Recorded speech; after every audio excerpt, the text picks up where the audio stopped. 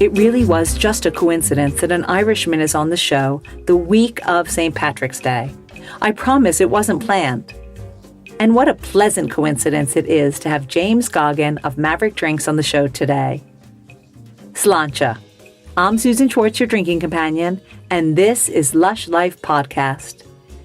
Every week we are inspired to live life one cocktail at a time by the best in the industry. Don't miss the opportunity to check out all my gorgeous Lush Life merchandise on lushlifemanual.com/merch.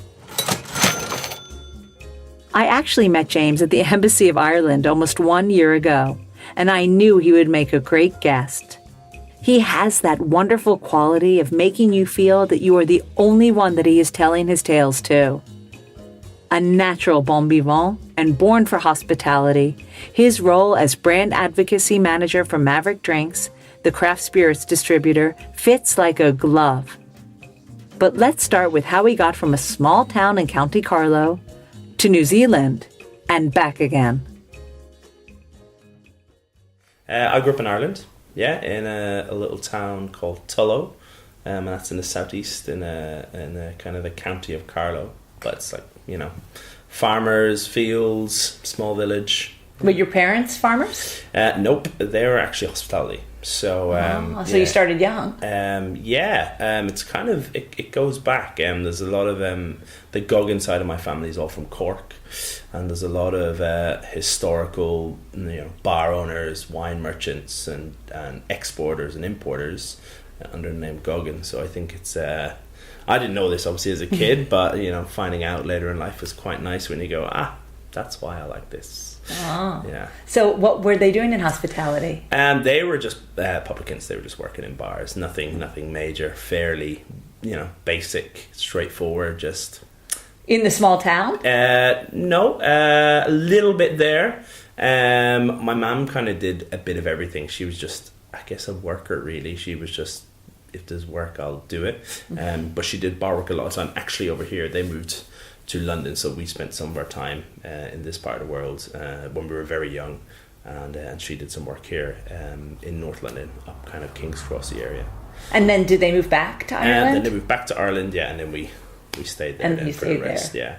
And then I kind of didn't really start doing this kind of thing till much, Well, so you weren't like helping out in the pub when you were young? No, they weren't owners. They were just working there and running it. Maybe I was there as a kid that I don't remember, but no, not working. I didn't first do anything in bars till I was 16. Yeah, well, you were busy just studying and having fun. Just doing school. I started working quite early. I started doing a lot of.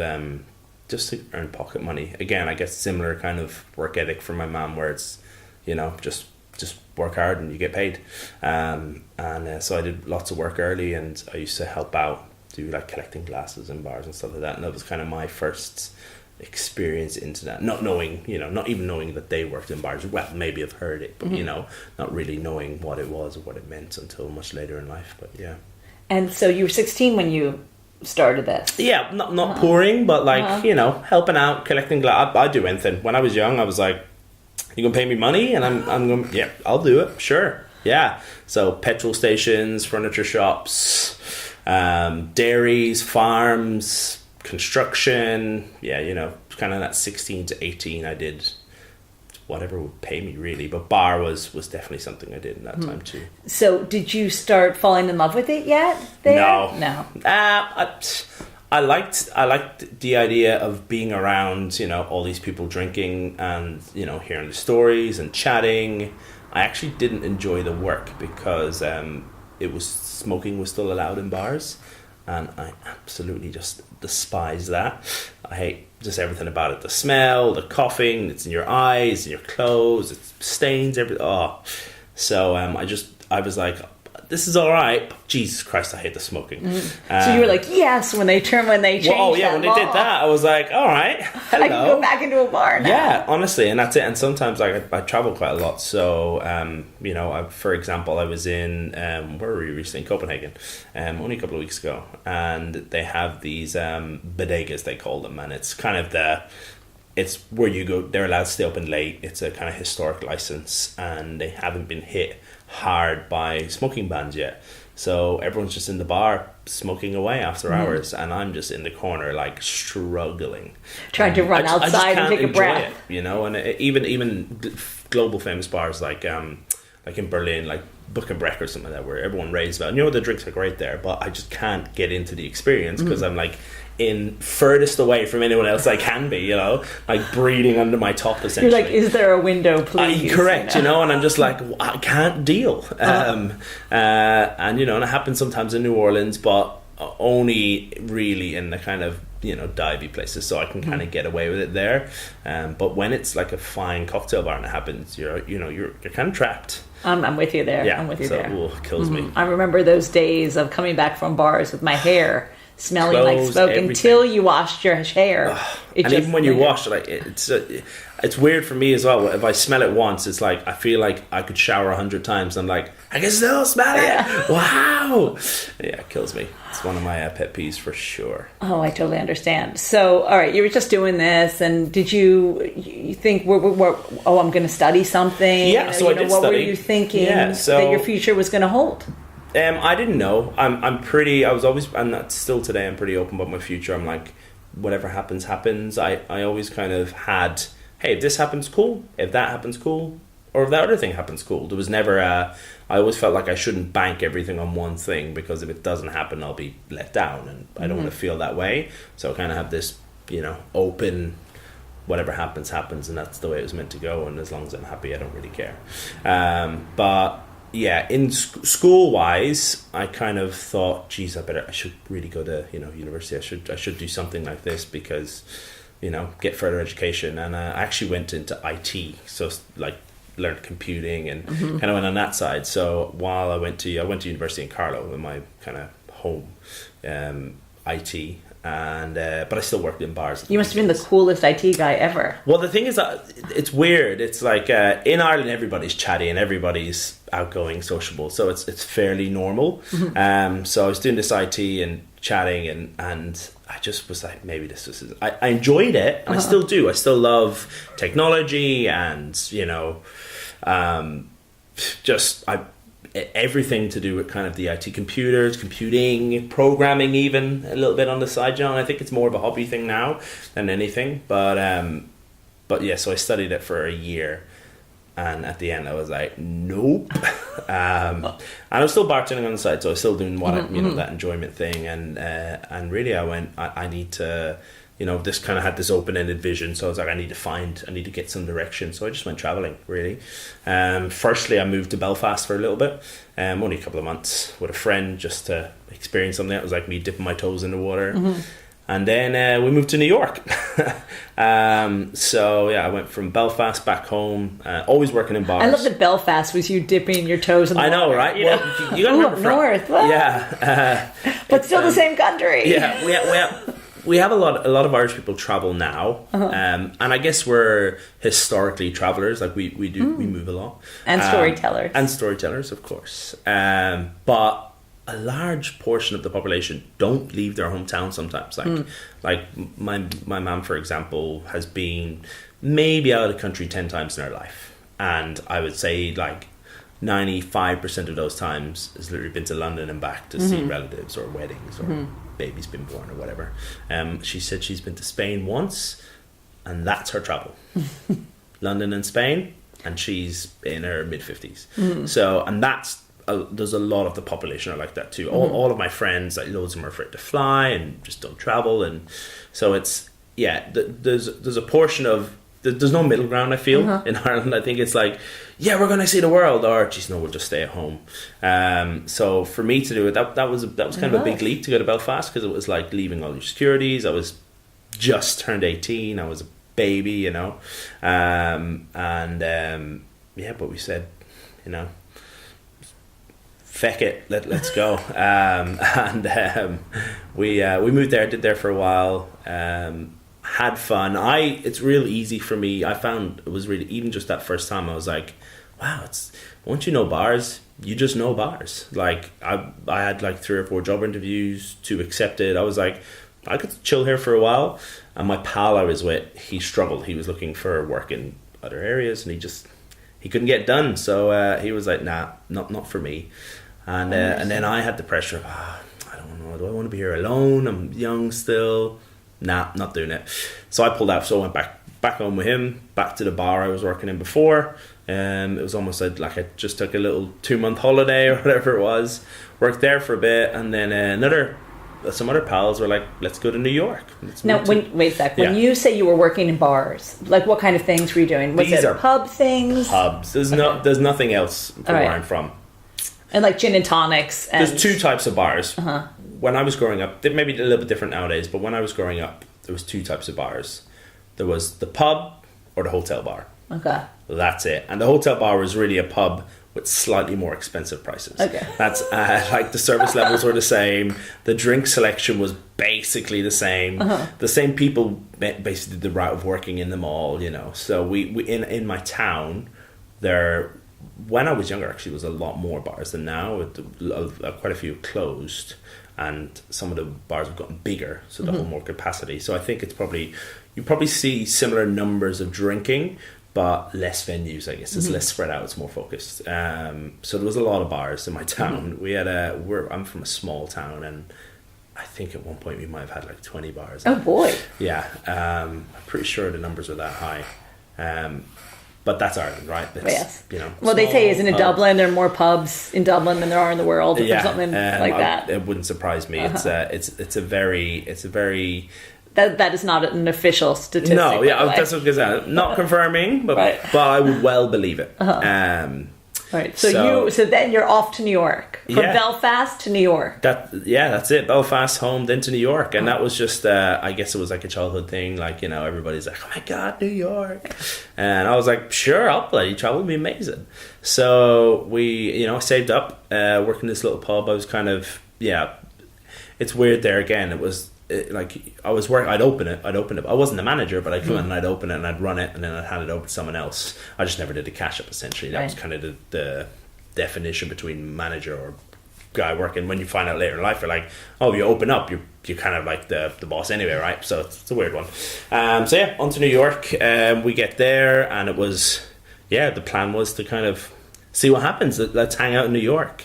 And we were there for, I think, a month and a half, or maybe even closer to 2 months, I think, all up. But essentially we just went there with some friends, moved in with a random Irish guy who was like, you can just have that room, and let me know when it was weird. It was kind of like we were staying at like a hotel. The plan was obviously to stay on longer, and he was thinking he's going to get a flatmate out of this, and I can't even remember how we met him. It was like through a friend, and we were living in Queens, and we spent the first week or 2 kind of just partying and having fun.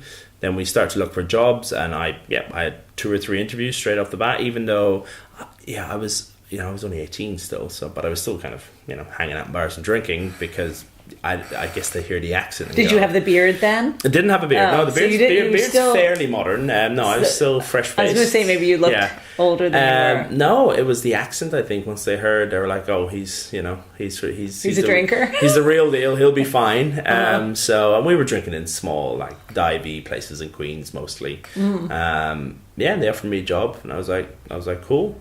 I didn't even have a visa or anything, and we were just kind of going there to test the waters. But my other 2 friends one was trying to get into music, and the other into construction, and they just couldn't click it again. Oh boy!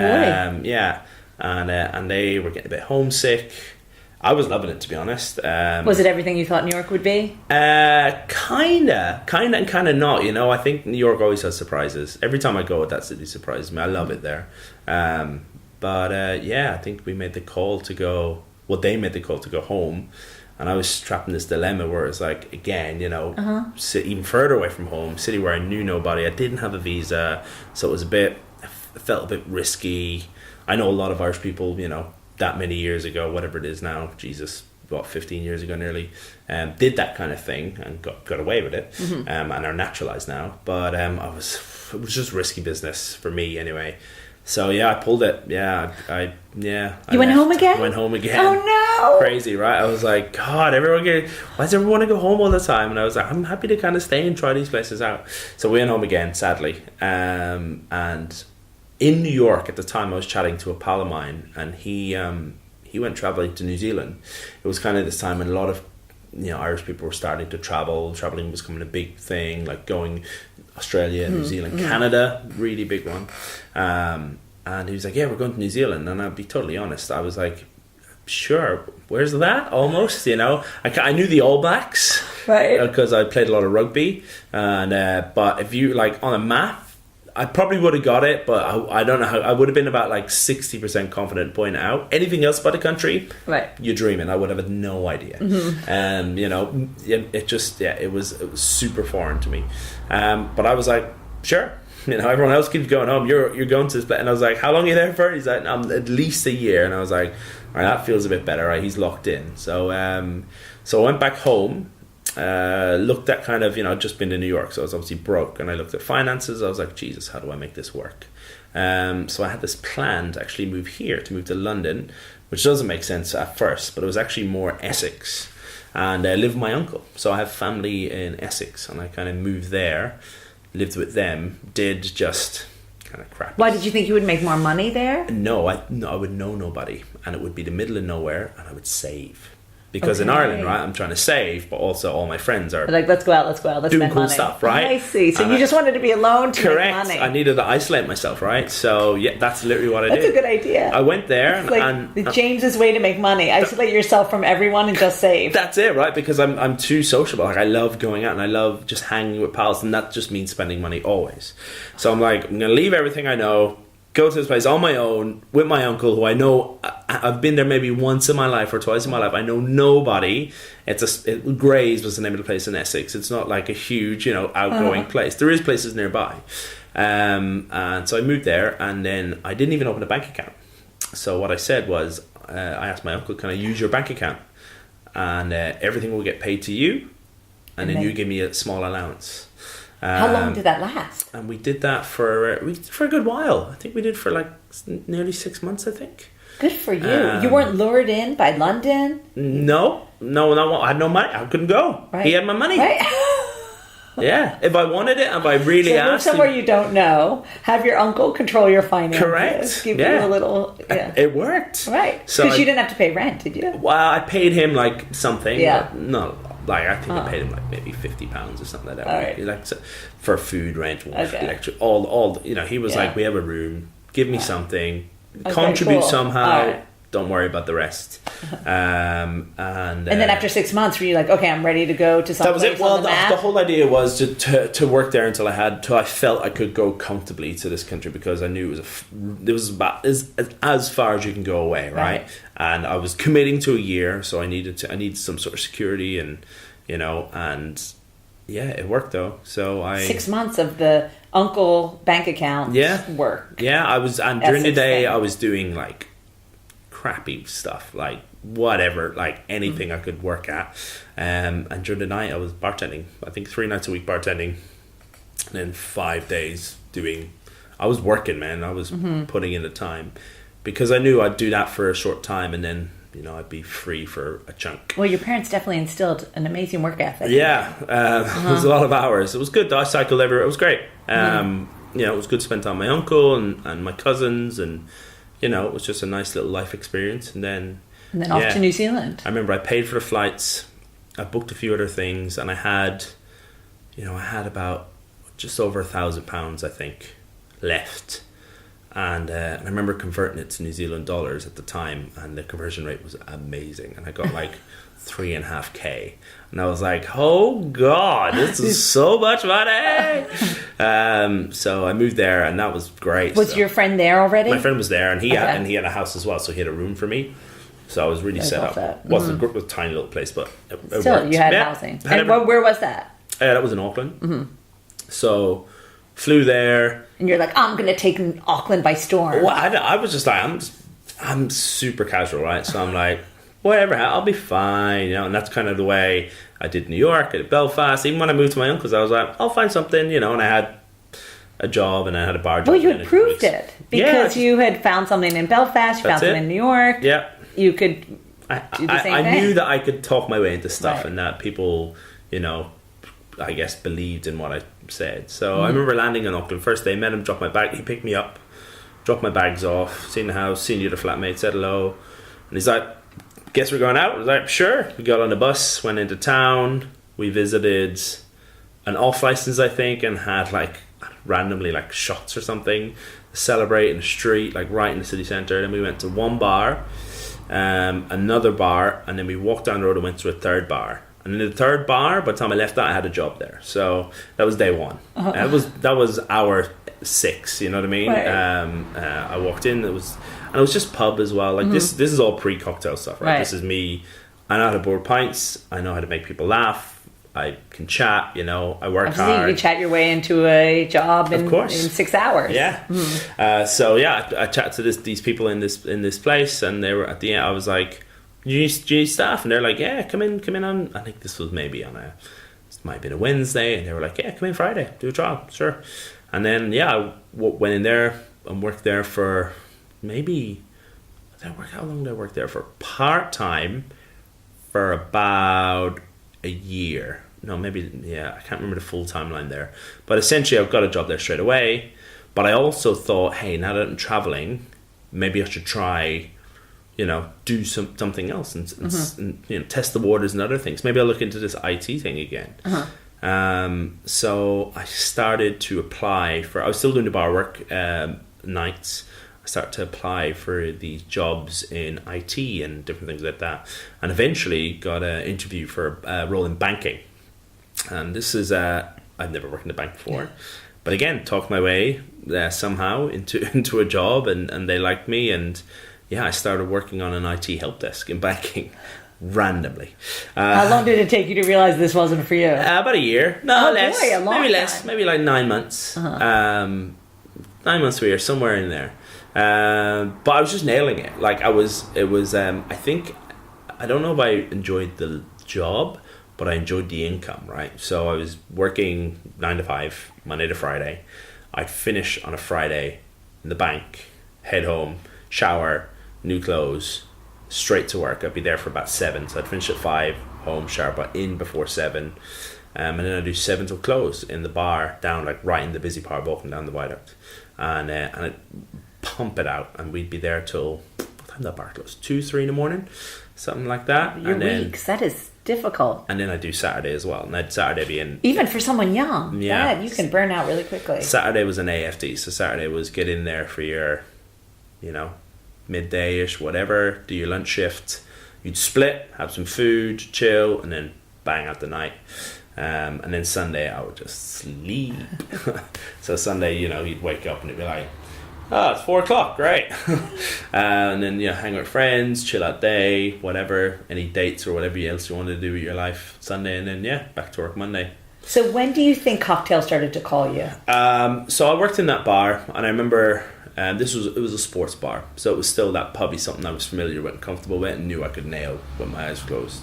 And in New Zealand it was a different culture to me. It was I remember the big thing changed for me was how important it is to, I guess, look after or be aware or mind the guest, like what they call host responsibility, which in Ireland happens to a certain extent, but it's not drilled into you, and it's not part of the rulings I ever learned. Maybe it is, it's somewhere, but it most certainly isn't taught to staff that I remember anywhere that I've worked there.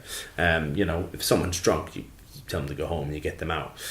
Whereas in New Zealand, if someone was drunk and you sent them home and say they drove their car and crashed, if the police would look at the last place they were at, get the receipts or whatever, however they found, and you'd be charged because you weren't responsible to that, even though after they left your venue, which for me, I was absolutely mind blown by this. And then also as well, if the police came into the bar and did like a check and found someone intoxicated, you'd be in trouble and fined as well, because in New Zealand you shouldn't have an intoxicant. They can be, mildly drunk and happy and cheery and merry, but if they're drunk, the police can come in. It doesn't happen all the time, but they can. They could get you for that. Which I was like, what? I was like, this is a bar. People get drunk here, and they're like, well, but not messy drunk. Yeah, so we had to have like designated areas where it just so happened that someone was drunk. We'd make sure we look after them, give them water, even give them some food. Which I'm like, what? Like, from Ireland, I'm like, they're drunk. Get them out. Go home. Right. Whereas no, look after them, this responsibility thing. And that was the first shock for me. It was like this I guess, really getting into hospitality and learning what hospitality is about, which was fascinating for me. Really cool. I didn't enjoy. I was like, this is crap. But I was like, as you get older, you're like, no, actually, it was really good. Like, you're caring and making sure everyone's all right. I was like, I like that. And then cocktails was the other one. So it was very basic. It was, fruit, juice, ice, spirit, sugar, shake, dump to a glass, add a strawberry on top. Whoa. But for me, it was like revolutionary, right? I did not make cocktails in Ireland ever. The closest thing to a cocktail, and you wouldn't call it a cocktail, never call it a cocktail, would be maybe like, an Irish coffee or something like that, or, some sort of, whiskey tea, or like, kind of, what else even comes close? Bailey's and milky kind of, I guess you could kind of link it to a right Russian-y kind of along that line, to put some coffee kind of stuff in there. But yeah, any of these are toddies, potentially, but we wouldn't even call it a toddy. So you were doing some origins of cocktails, but never the word cocktails in Ireland. No way. I'd never even heard the word used. I remember hilariously, and I love telling this story, when I was working in this kind of first place in Ireland, in my hometown, and they had not a bad back bar like that. They had probably a few extra things that other places didn't have. And I remember one day being knocking about, just sorting out. No one was in at the start, and I was cleaning bottles, looking through stock, and I picked up a bottle, and it was at the time I didn't know what it was. It was just a big long kind of pillar shape, and it almost looked like a glass baseball bat. And I was like, what the hell is this stuff? Like, because I have to guess. You try guess, yeah. Galliano. It was Galliano on the money. But I was totally uneducated on spirits, right?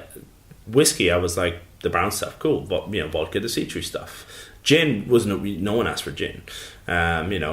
Whiskey, vodka, and beer was really the orders, right? Did you try this baseball bat stuff? So this is the story. So this picked up this giant thing. I was like, this is the maddest looking bottle, right? I wonder what this stuff is. And I remember I was like, no one was in. It was just me opening, and I opened it up and I smelled it. I was like, all right. And I remember taking a sip, and I was like, it's so strong. Oh, it's horrible. This is Galliano vanilla, right? Yeah. Right? Galliano vanilla now to me is is syrup on your like breakfast. It just tastes of not real vanilla essentially. No offense, Galliano, but I remember tasting it. I wasn't able to handle it, and thinking back now, cask strength whiskies. I love cask strength whiskey, and even whiskey off the still, I'll still try because I love the raw natural taste. But yeah, drinking that Galliano first, that hit me hard. I was like, no, this is horrible. Are you like, I'm never making a drink with Galliano vanilla?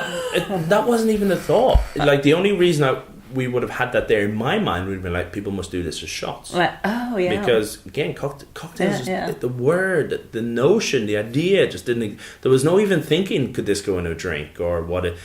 Anything on the back of that bar in my head was either to be a spirit mixer, right? Or someone shoots it. Like, that was the options. Drinking it needs help. Who? Someone ordered that on ice on it. I'd be like, you're a weirdo. Like, that was weird.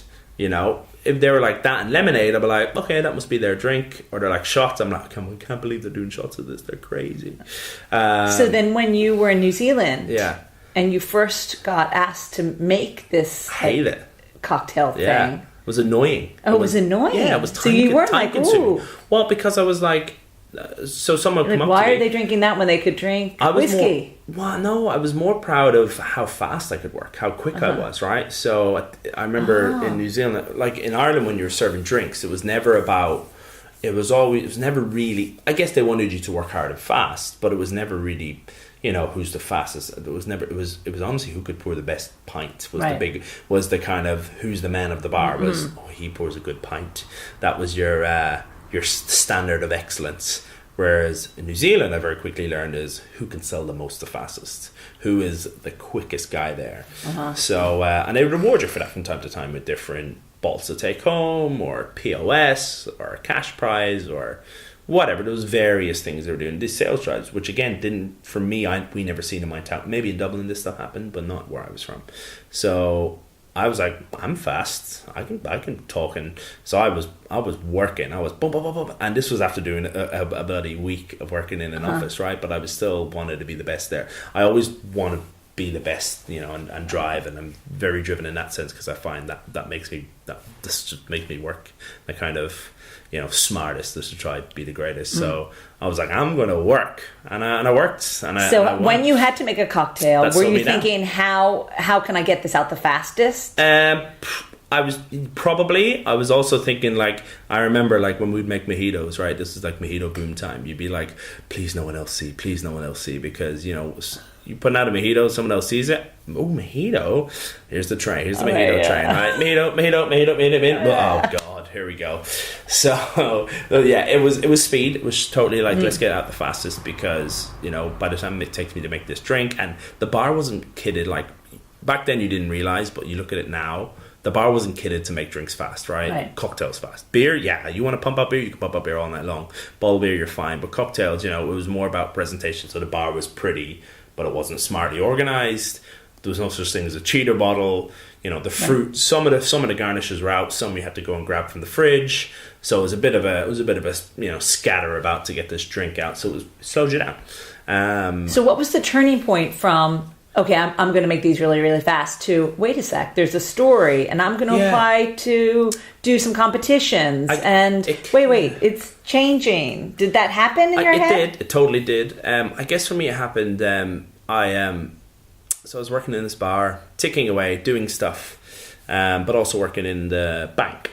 And I remember one day in the bank, and some guy walked by in a suit, and they were all like, oh, it's that guy. And for me, I'm never like that with superiors. I'm always like, he's a guy, he's a girl, I'm a guy, whatever. We're people. He's superior, cool, I'll respect him, but I ain't going to be like, oh my God, it's the boss. Yeah. If it's the boss, I'll walk up and shake his hand, go, hey, how are you? Nice to meet you. Break the ice straight away and be pally with them. And that's kind of, we're both just people. And I think any boss I've ever worked with loves that kind of, treat them like you treat anyone kind of attitude, because that's the way it should be. So they were like, play your cards right. One day you can be that guy, and I'm like, you're like, I am that guy already. And also, I also don't want to be that guy. I'm a guy, sure, but I also don't want to be that. This isn't right. And hilariously, this time in the bank, I already had like 2 promotions. So I was already there on the senior team, and I'm like, nah, this is not for me. So I quit. I made the call. I remember coming back to Ireland for Christmas and going back there, and I had a big thought thing, and I was like, because I like I said, the big thing for me is I love the income, right? I love the double income. So, kind of, I obviously worked Friday and Saturday, but every now and then I'd take a night off, and I could do what I wanted. Right? I had enough money. I was safe. I was comfortable. I was happy. I could buy what I wanted. And I was like, the income's great. I work is hard. I'm tired, but the income's great. So I had to make the call to, was I going to go full time in the bank and settle down and be quiet? Is that me? No, that's not me. I don't want to be that guy. Maybe I'll leave the bank and I go full time in a bar. But I don't want to just bartend, because if I'm committing full time, this will be the first time in a while that since basically, and to be fair, this is the first decision I made to ever full time settle and be bar focused, because every time the bar was use it to go somewhere else, right? Use it to move, because something was easy for me. But this is like, no, this is a career now. So I made that call, and I remember sitting down with the girl who ran the place, and I said to her, I was like, I'm going to quit this job. I'm going to go full time for you, but I need you to support me. Where's the growth? Do I grow into a manager? Do I go to run the place? Do I come for your job? Like, do you move on? Is that where I'm going? And that's what I thought the initial growth was just to get to that management. And she was like, okay, we'll support you. So you need to learn everything. You need to learn how everything works, everything ticks, everything runs. You need to know all those bottles on the back bar, the names of them, how to order them, blah, blah, blah. So yeah, I started developing myself on just every aspect of their bar. And the big one for me, the one I really fell in love with, of course, I love just the runnings and the lighting and the music. Of course, I learned all that. But the big one started to learn about the spirits, right? So I was picking up 2 or 3 bottles and just learning 2 or 3.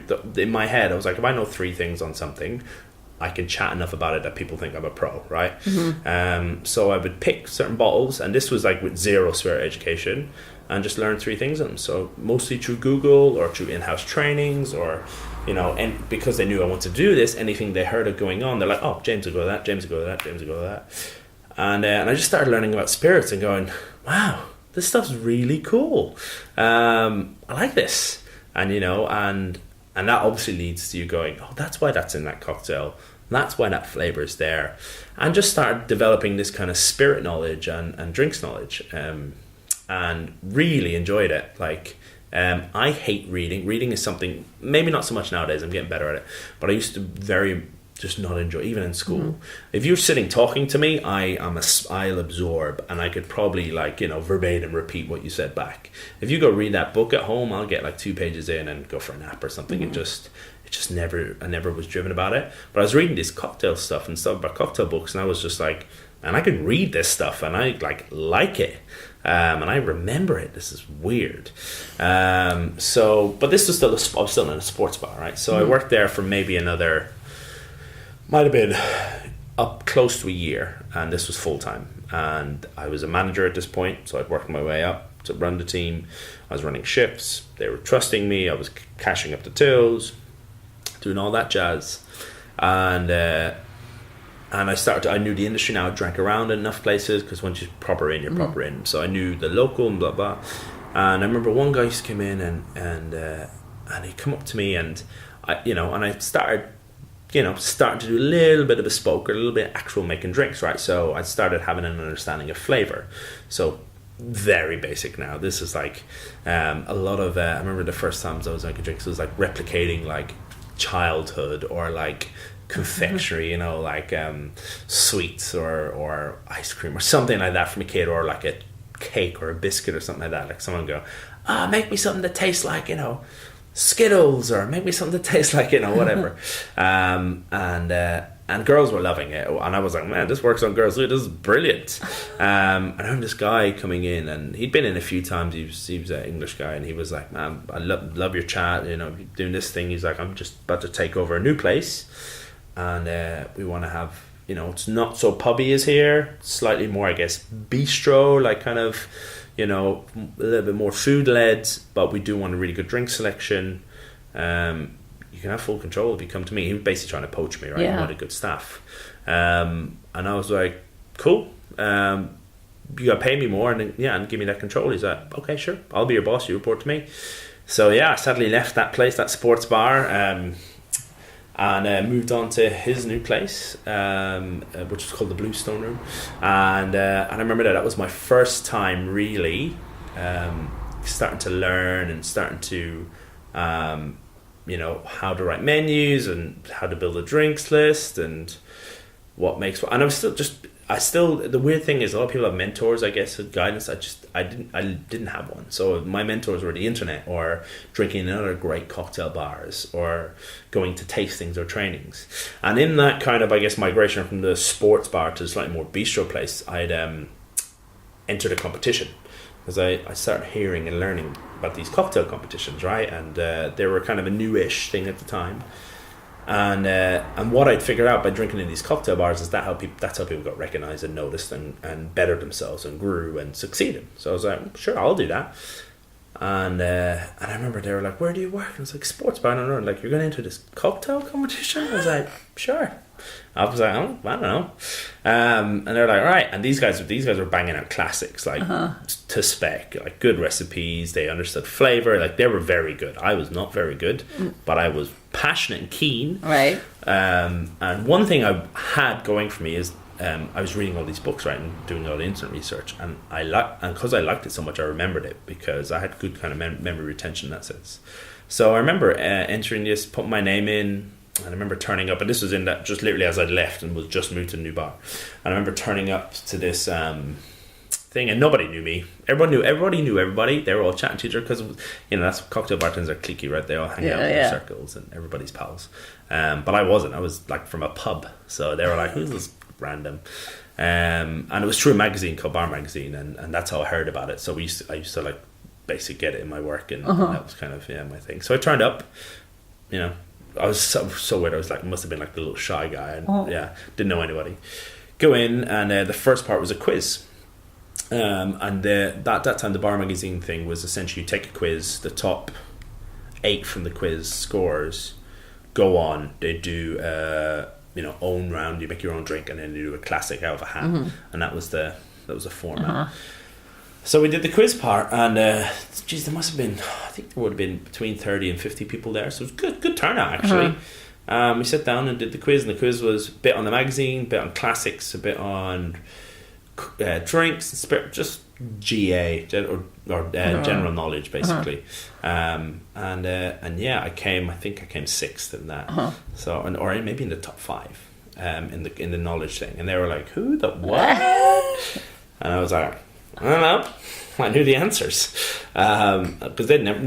Maybe I turned up to the bar, but they didn't know me. Right. No one knew my name. So I got onto the. I had to come back the next day, and I was going to say I swear there, but I tell you not, or whatever. I don't know how to phrase that differently, but I had no drink prepared because I just didn't think I was going to get through, right? Because I was like, God, this is going to be the hardest thing ever. And I did, and I was like, right. So I ran back, and I was in my new bar now, and I ran back there, and I remember trying to I trying to look through different spirits and trying to be creative, but I didn't even have a standard. I didn't know what was. And I was definitely way beyond my time. So I remember picking up, it was a vodka that was had elements of wormwood in there, right? And I guess nowadays wormwood's if we did like a gin with wormwood, people are like, oh yeah, so cool. But a vodka with wormwood definitely wasn't trendy. It was basically vodka, like a bitter hint to it, which I enjoyed. And then I got some. I was trying to match it with some sort of crazy fruit, and I was thinking if the fruit or vegetable or something is weird and like an interesting spirit, and I use it in a way that hasn't been done before, that'll work, right? And eventually I made a vodka old fashioned, which is is so silly. But I was like, I don't care. So yeah, it was persimmon was the fruit I used. So I'm like persimmon, vodka. I think I added some different bitters in there, and I stirred them down and served this kind of stirred down vodka style drink.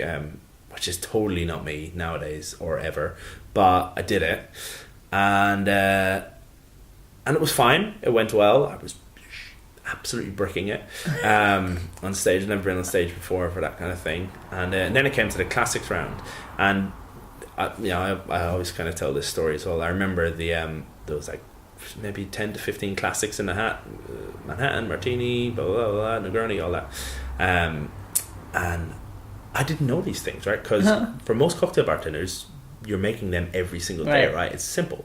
I didn't work in cocktail bars, so these drinks were really hard for me. Right. So I actually didn't. The name would come up, and I'd be able to tell you the history probably and something about that, which was really good anyway because we never make them. But spec was really hard for me. Your thing's like, let me get a Bloody Mary. Well, yeah, let me get a Cosmopolitan. Well, that's the thing. I had 2 or 3 I was confident with. But the others, I was like, I know what I'm on. But I still remember to this day. Let me get a mojito. Well, I had a mojito would have been probably fine, right? Because I made that one. So I had my phone, and I had all the 15 on my phone, the recipes, and as they were my turn was on, I was like, going through. And I was trying to remember the specs, and I remember getting up on stage, and I was still going through it, and I had my phone there like that, and he goes, all right. Grab your classic, and I was like, okay, cool. And I kind of had to pull out, and it says Tom Collins, and I'm like, instant mind delete. Oh, thanks. I can't remember. And I remember just looking down, and I'm sure I got a glimpse of it quickly on my phone, and then put my phone away, because it wasn't about knowing the spec. That wasn't the challenge of the classic. It was just, can you make it well? But I didn't even know the spec.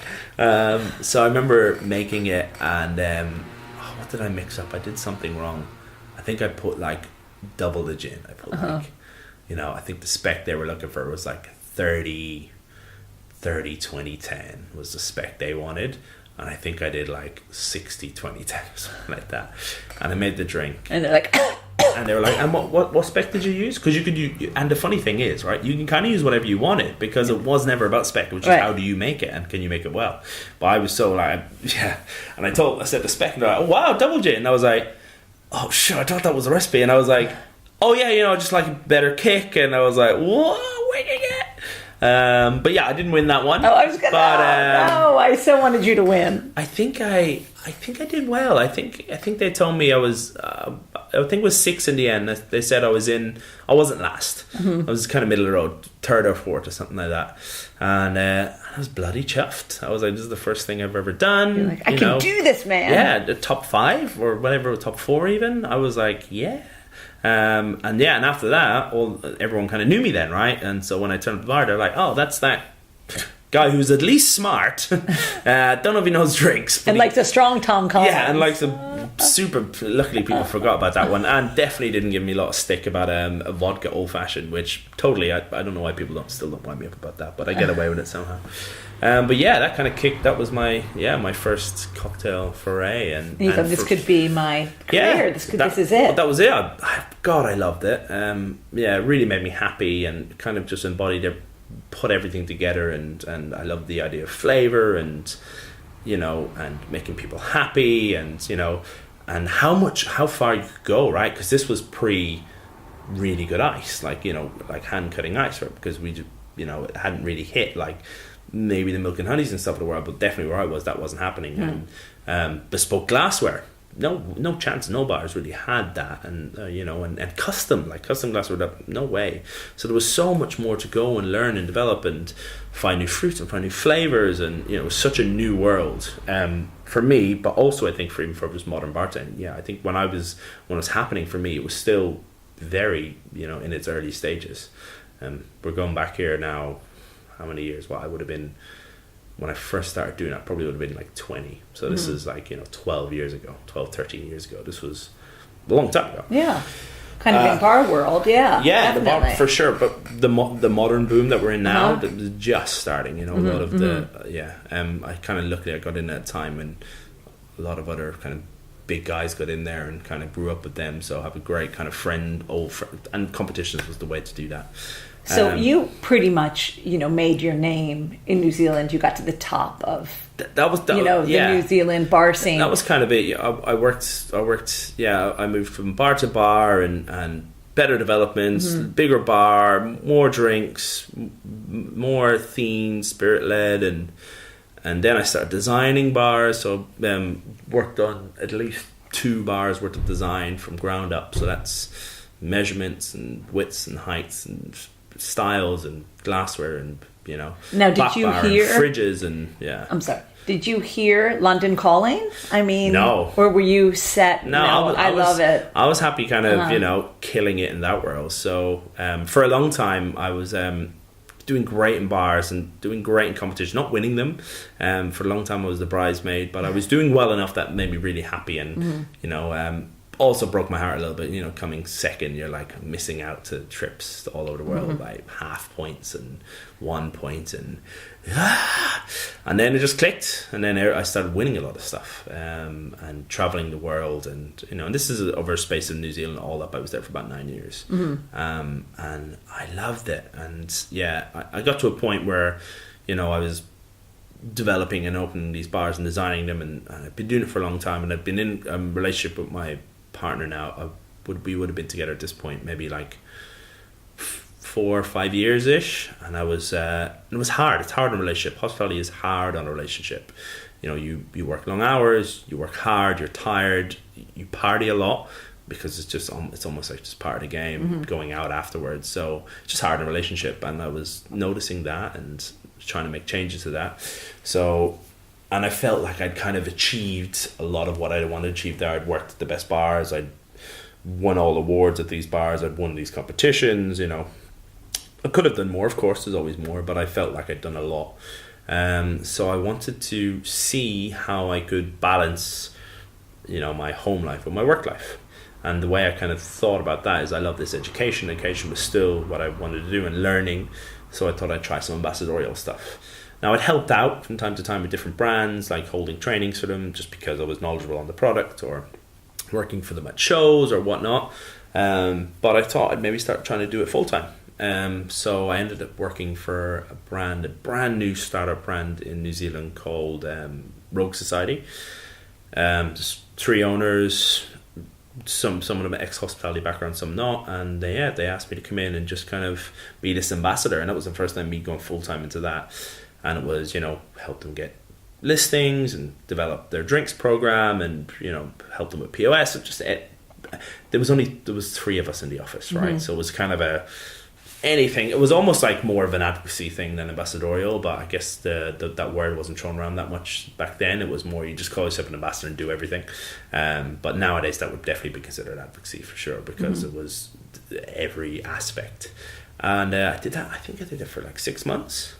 And it was great. I killed it. I remember they said, right, and they gave me like, they're like, you're going to be here for like 4 or 5 months. Because I said to them at this point as well, because I kind of done everything in New Zealand, I felt I needed to move as well. So I was part going, I want to be an ambassador, and part going, do I want to do it here because there's not that many jobs, or do I want to do it overseas? So the plan was to do it overseas somewhere either being New York or London, because I felt they were the hubs. There was a lot of those opportunities there. I felt like as well, it was almost like a personal test. If you can kill it in like in New York or London, you can kill it anywhere. Like, they're the hardest places. And this was more of this just popped up because I was willing to kind of just chill and do some bar work for the 6 months or whatever it was, or 4 months. But this popped up and I was like, well, that's actually kind of what I want to do in London, so it'd be great to do that here. So they gave me this 4 or 5 month goal of get us 100 accounts, or whatever, or get us this many accounts. And I think I did it in the first 2 weeks or something like that, or it was something crazy. That doesn't surprise me. Yeah, because again, it was so relationship building. I know everyone who runs these and owns these, and I know the bartenders. So I just walk in, they're like, of course. And they were like, what? And I was like, well, this ambassador thing, this is all right. That brand now is actually quite big. They've changed their name for whatever reasons. It's called Scapegrace. Have you heard of Scape? No, they're doing very well in the UK. They're great guys. So that's kind of funny. That was those kind of origins there. But yeah, then the choice was New York or London. I wanted to go with my partner. She's a Kiwi. She's from New Zealand, but she's also half Swedish. So she's kind of her mum's Swedish, her dad's a Kiwi. She's more Kiwi, I think, than Swedish, but she's fluent in Swedish, and she's very proud and loves where she's from.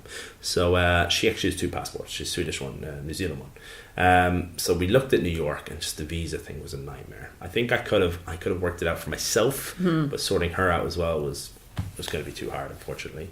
But London was easy. I had an Irish passport. She had a Swedish one. Wham bam, so yeah, we decided on London. So I did that ambassador job in New Zealand there, and then jumped on a plane, moved here. I got here, and I remember the first, I was like, I'm not going to rush into anything. I knew. Don't tell me 6 hours. No, it wasn't like that. I was much more methodical. I was being smart about it. I knew I wanted to be an ambassador here, and I probably could have went and started applying and just doing ambassador stuff straight away. But I also had seen how an ambassador works, right? From my, not massive amount, but enough experience in New Zealand, that it's very relationship built, and it's very much built on who you are and who you know, rather than what you know, almost. So, and where you've worked, where you've worked, right? All these elements. So I was like, if I walk into an ambassador job and turn to a bar, they'll be like, who the hell is this guy, right? No street cred, essentially. Right. So I said, I need to do some bar work somewhere and get my name, and because I knew a lot of the owners, I knew a lot of the ambassadors and the big dogs who'd done a lot of competitions, because I competed against them, or we kind of worked up together in the industry. But I didn't know the new guys or the people actually making the drinks, like the bartenders working. No way did I know half of those. So I said, I need to work in a bar. So I spent 2 weeks just walking around, chatting, shaking hands, having drinks, high-fiving. And I came down to having 2 interviews that I really wanted to get, and the one was for Happiness Forgets, and one was for Carlow. 2 of the great bars of the world. I was very lucky. I won my Happiness. I picked there, and the reasoning for that was that I just felt like it was more me. It was Carlow was crazy, right? Carlow was like, well, yeah, and I was like, oh man, that's what I wanted to get away from. Like Happiness was more, a little quieter, very much about one-on-one chats, personally, like that nice experience. The drinks are very classic, which I love as well. Very simple, and everybody drank there. Everyone's like, I love Happiness, love it. Yeah. And it still gets that, and it's just deserved. So I worked there for, I think it was about 7 months, and it was great. It was nice. Again, you get to meet everyone. Did you find anything different from working in New Zealand to working in London? Do you know what? Strangely not. There was this thing, I remember coming here and being like, oh my God, these are like world famous bars. Like, I'm not going to be up to scratch. I'm not going to be good enough. It's funny, I wasn't thinking that. I was thinking just the style Or the drinks that people ordered as opposed to the ones that... Maybe the drinks that people ordered. You know. But yeah, my fear was more... My fear was like, the name was so powerful and so well respected. I was like, am I going to be able for this? Oh. But honestly, it was... And say as long as you don't make the double gin Tom Collins. A bar is a bar, right? Some bars have little things here, but at the end of the day, it's a bar. And once you know it, like I can walk behind it, and any bar in the world, I can walk behind it, and in an hour I'll be killing that behind that bar. I can tell you that right now. And once you have that confidence, you'll be fine with that. And that's what I learned. But in regards to orders and stuff like that, I worked in a pretty classic place in New Zealand that we'd get a lot of the geeky kids in who'd be like, hitting us with obscure classics and stuff. The biggest difference, the drinks ordering, I think, was pretty similar. The biggest difference was the measurements was the hard one, right? So New Zealand operates on that kind of American measurement system, right? Same as Australia, same as Singapore and Asia. Yeah.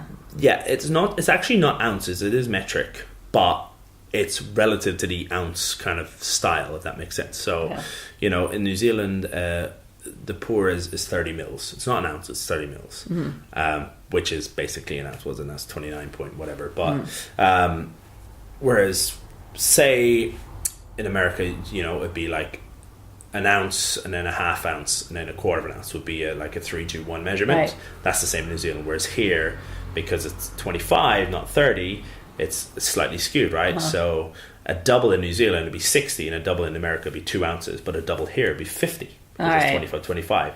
So it's 10 mil off. So you're slightly skewed in your drink. So it was relearning that was the hardest part for me because all the jiggers are different, right? So whereas I'm pouring on a, either on a 15-30 or a 30-60, here it's a 25-50, because of the measurement stuff. So for the first 6 months, everyone was getting a little bit more or a little bit less. They're probably the drinks were balanced, right? My drinks is most certainly always balanced. But yes, the pours are probably a little bit low because maybe not 6 months. We're saving so much money with James. Maybe the first month and a half, 2 months, I was a bit like Jesus, and I think a lot of people struggle with that because because you're so reliant and like. I remember I could I could close my eyes and make drinks, right? When I was here, I was like, no, I have to look into the jigger because it's just that little change. It was so strange. It was so foreign. That was probably the thing I struggled with the most was just that slight measurement change. Everything else was fine. The rhythm, the drinks orders, learning the menus, the setup of the bars was all the same. Another one was the selection, how eclectic. Like it was much more available here than in New Zealand for sure. But because it was a passion of mine to read and to learn and to geek out about these things and to search them. It was fine for me. I could see how some others maybe would struggle, but because that was what I was into, it was not too bad. I kind of knew a lot about crazy amaros and, good mezcal and all that kind of jazz. And a lot of that was off the back of actually doing going to tails a lot. So in New Zealand, I guess at quite an early stage, I think I started reading because I did a lot of online reading. That was the internet was my mentor, let's say that. I had a lot of people talk about this Tales of the Cocktail and how big, and I'd read all this stuff and see all this stuff, and I'd be like, that's where I need to be. I'd do Sydney Bar Show when I was in New Zealand most years, and that was great, and I loved that. But Tales, reading, I was like, that's the big one. And this was before a lot of companies offered flights to Tales as prizes, right? Because it was still in its early days. I think this year would be the 9th or 10th year I would have been there, something insane like that. It was 2010 was the first year I went, so this year this will be the 9th. So back in 2010, there was some, but not in New Zealand anyway. People weren't offering competitions, so I went to Tales of the Cocktail, and that helped me really learn, develop, grow, network. Super important, because when I moved to London in 2015 or whatever it was, I had a lot of connections from Tales, from these competitions, from meeting them there, from tastings, from events, from helping out, because I did a lot of kind of helping out work there, talking about brands for companies like William Grant or Bacardi. That was where I got this kind of knowledge and breadth of different spirits. So when I came to London, I was kind of I was prepared, let's say. But yeah, Tales from 2010 was a massive influence on just making me better and growing me, and it was almost like I always used to say it was like I always say it's like a passion refresh, right? It's like you work really hard all year and you're like, man, like, God, this industry's hard, right? It's long hours, late nights, all this jazz. And then I'd go to Tales and I'd be like, come back and I'd be like, nope, love it again. It was like, well, you did a special program there, didn't you? I did, yeah. So they I went in 2010, and the first year was hard, right? Because you don't know a lot of people. I knew some, like, I was the first Irish person potentially ever there. I thought you were going to say Kiwi. No, well, not Kiwi. Yeah. Well, no, because you got to remember, New Zealand has one uber ultra amazing famous guy called Jacob Briers, who is, the grandfather of New Zealand bartender. Maybe not, you let me say that. The godfather, there is that better one. Depends how old he is. Yeah, he's not that old. That's why I was like, grandfather's bad. The father, maybe. So he kind of laid the groundwork for a lot of anyone who'd ever worked in New Zealand to travel or do that. He's, excellent, great guy. So he was definitely the first Kiwi to anything like that. But yeah, it wasn't a big Irish thing. And again, it's because we weren't big in cocktails. Definitely from Northern Ireland, it would have been the Jackson, the Sean's for sure. But for Irish bartenders, we just didn't have a big holding really. And so I went in 2010 and didn't see many of the Irish folk, but seen some Kiwis, which was nice, and seen some Aussies, which I had connection with, and some from the UK. So it was hard for me that first year. But what I did notice is I seen these guys shooting about in these coats and preparing all the drinks and doing all the organising. I was like, whoa, there, and everyone knows those guys. Those guys are great. I know what those guys are, and looked into it, and that was what they called at the time the CAP program, and cocktail apprentice essentially. And they were making the drinks, and they were kind of every tasting you enter, every talk, they'd have all the drinks prepared, and it was like, I was like, that looks like hard work, but fun work. So I applied, and I certainly was the first either Kiwi or Irish person to do that, and and they accepted me somehow, which is amazing. So I flew, and I had to do this on my own back, remember, as well. So I did little fundraisers and little things to help me out, but flying from New Zealand to New Orleans is not cheap. Plus, actually, when you do CAP, they look after your hotels, but plus spending money and all that jazz. I got there and did the CAP program in 2011, and that was awesome. It was great. It was hard.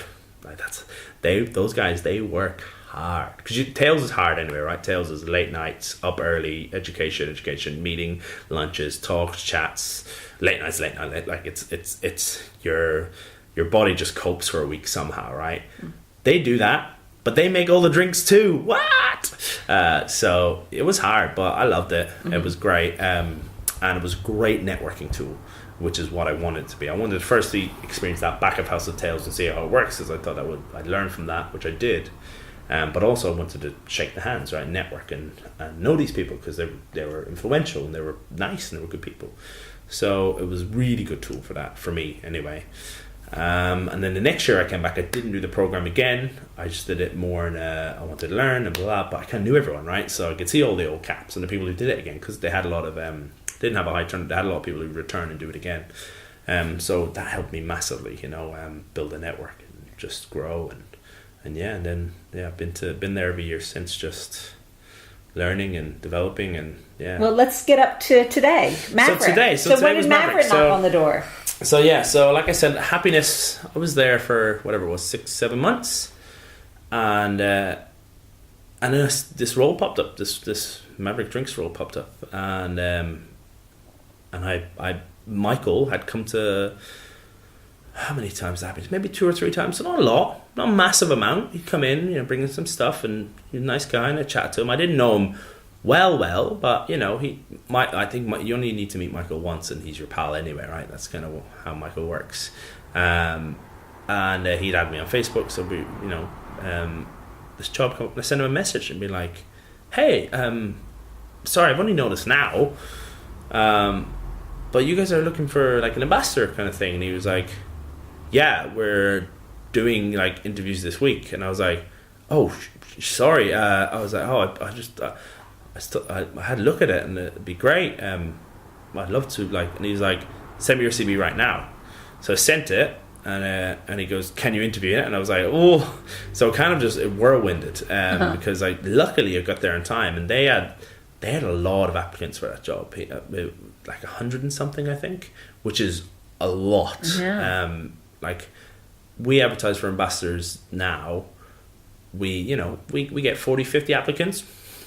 Awesome. Right. It's really good. I think it was, Michael will probably catch me on this now, but I think it was over 100. And I remember just turning up, and I met him, and I met Ben, who is one of the owners, and I just had a chat with them. It was just chatting, and basically what I'm doing to you now, really. And I went away, and then they went, can you come down to the office next Monday? I was like, okay. And I went down there, and that was in front of the whole board, so that was for everyone. How many were in on that? 4 people. And they drilled me. They were like, boom, boom, boom. But honestly, I quite like that kind of, like, questionary, like, intense atmosphere. Like, ask me loads of questions. I just like answering. I love chatting. And they were asking me loads of, like, weird questions and stuff, which I loved. I think it's my favorite interview process.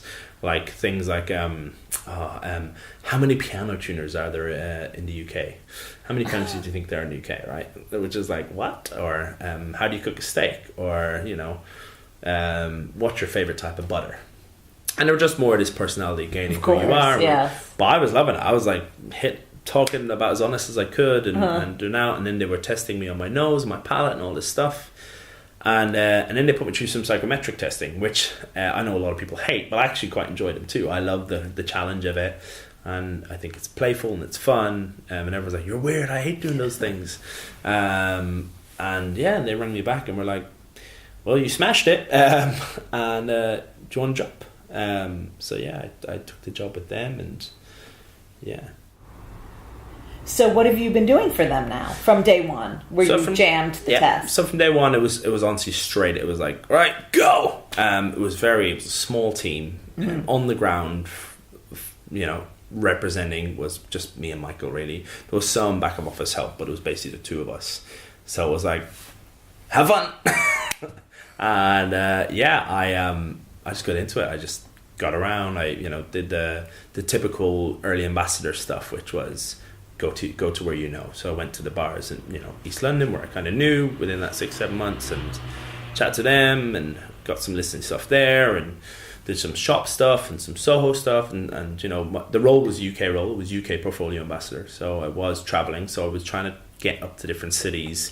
Not London. There was a lot on, so maybe like once a month, sometimes twice a month. I try to get to another city, a Liverpool, a Manchester, a Leeds. Were the people cognizant of the products? Did they know the products?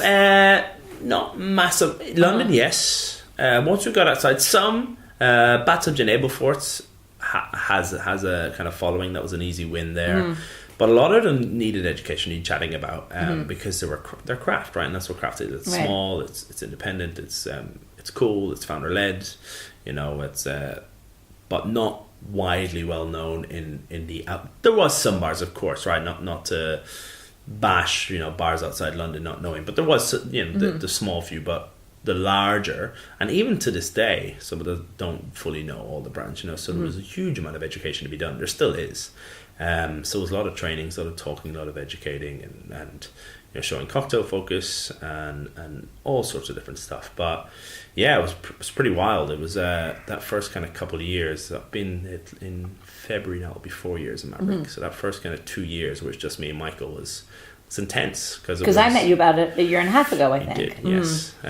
It was doing the step Monday to I'd use my Mondays to organize, and then basically Tuesday to Friday would be just tastings or travelings or trainings or whatever, and then the weekends it was shows, right? So that kind of first year with Maverick, I think we worked it out. I worked like 27 or 28 of the weekends of the year. So it was plus the weeks, right? So I didn't take days off during the week either. So it was you're like, wait, I'm supposed to have some life in like, there. Was your partner like, wait a sec? Yeah. It's changed now. Because I was like, it's London. We've just moved here. I gotta, of course, gotta do the yards. London's unforgiving nothing if you don't work hard, right? So and she's incredibly understanding. She's a hero, and so I worked hard. But you've transitioned now from brand ambassadoring. So brand ambassadoring, yeah. So I did that for 3.5-ish years or whatever, and even in brand ambassador at that start, it was, like I said, it was similar to what in New Zealand, right? It was like a brand ambassador, but also there's two of us, so you're doing everything. So I was, helping out with e-commerce, helping out with the independents, with the luxury, but wherever they needed me, Luckily now we have people in those roles, and they do a lot of that. And I was, starting to do much more ambassadorial focused stuff. But I was also, 3.5 years in, and I said to them, I was like, where are we going? What's doing? And where's the growth? And what's next for me? And what the talks and development have turned into what I'm doing now, which is the brand advocacy. So I'm the Brand Advocacy Manager for Maverick now, which essentially means, any kind of relationship between, us, the brands, and trade, I kind of sit in there and manage that the best I can. So whether that be managing the current ambassadorial team, which we have currently 2 of in the UK, but have a third. So we're going to have kind of a London, the South, Midlands, the kind of North, and then a Scottish. So managing that team, kind of, I guess, developing the whole kind of L&D side of Maverick, internally and externally. So the education in regards to a big WSET focus. We're really believing what those guys are doing currently, and the reform of the level 2, the development of the level 3, all good stuff. Yes, I took the level 2 ages ago. What's all changed now? Yeah, oh boy, it's very different now. It's well worth doing again. It's a totally new course. I don't know. I passed with distinction. Oh, nice. So okay. It's great. Yes, I do know they're doing the level 3. It's cool that you guys are working with them. Yeah. So we're trying to develop that side of it where not. They haven't set anything in stone, but they're given a kind of an August time for it to be released. But hopefully we can kind of grow that side within Maverick as well. But that's the aim, that's the goal. But currently I'm a level 2 educator, so delivering level 2 trainings. And Jerry is another thing that I'm kind of managing within the business, which is our kind of e-learning system. Which the IT of there's the IT coming back, right? He's there. He's always there, and that comes from Singapore, from the great guys at Proof & Co. And that's really intelligent e-learning system based all around various different things in hospitality, and very exciting, very new, and I think very much kind of what the future is in education for bars and bartenders, which is great. Well, I have a feeling if we revisit you in a couple of years, there will be about 20 billion other things you are doing. Oh yeah, I can tell, and I have it as well. It's a terrible issue of mine, where I'm almost too much of a yes man, So they're like, hey, here's the thing, do you want to do it? And I'm like, oh no, yes. So it's so looking after WSET, looking after Jerry, looking after the ambassadors, developing this L&D, a lot of asset creation as well. So I think it's one thing we haven't had time for. We've been just doing so much work is building the back of house assets. So, doing more imagery, or developing, more educational sheets, or on our trainings, and just tidying everything up and getting everything organized, and getting our back of house in order. So doing a lot of that at the moment. But also I lend a lot of resource to the trade marketing team, the marketing people for events. What drinks should be used here? Does this stand look cool? Is this the right thing? And that's what that kind of advocacy thing encompasses, right? It's that, is this on trend? Is this cool? Will this work? Will this fit the trade? Which is great, and I love it. It's again, it's hard work, and I think London in general is hard work. I don't know if London is for forever for me, because it gets on you. It's relentless. But I'm still young, so I still love that. I think I am anyway. I still love that kind of drive, that beat of London. It's great. It's Maverick's really good right now. Will you say yes to making me a cocktail? Sure. Yeah, let's have a drink. Okay, should we go have a drink now? Great, yeah. Thanks so much to James for sharing his stories with us. Before running off, James made me a fabulous Irish coffee to start off St. Patrick's Day celebrations right. Of course, it's our cocktail of the week. Our cocktail of the week is the Teeling Irish Coffee. This takes some time, so first I'm going to tell you the ingredients. 40 ml of Teeling small batch Irish whiskey, 120 ml of freshly brewed robust coffee, fresh cream, and freshly grated nutmeg. You'll also need 20 ml of spiced stout syrup, which you need to make beforehand with 1 liter of Irish stout, which can be Guinness or similar, 1 kilo of Demerara sugar, which makes it taste so good, a half a cup of whole cloves, a half a cup of allspice or pimento, 3 cinnamon sticks, 1 whole orange zest, 2 inches of freshly grated ginger, a pinch of salt, and 3 whole star anise pods.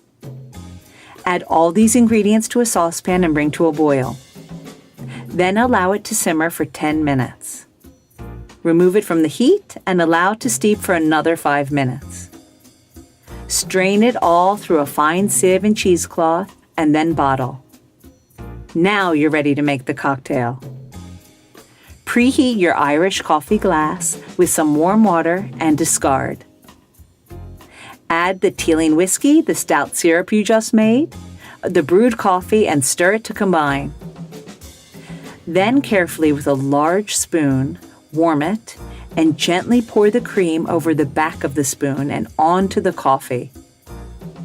Then garnish with a light dusting of grated nutmeg and enjoy with friends. If this was way too much to comprehend, you'll find this recipe and some more St. Patrick's Day cocktails on lushlifemanual.com, where you'll also find all the ingredients in our shop.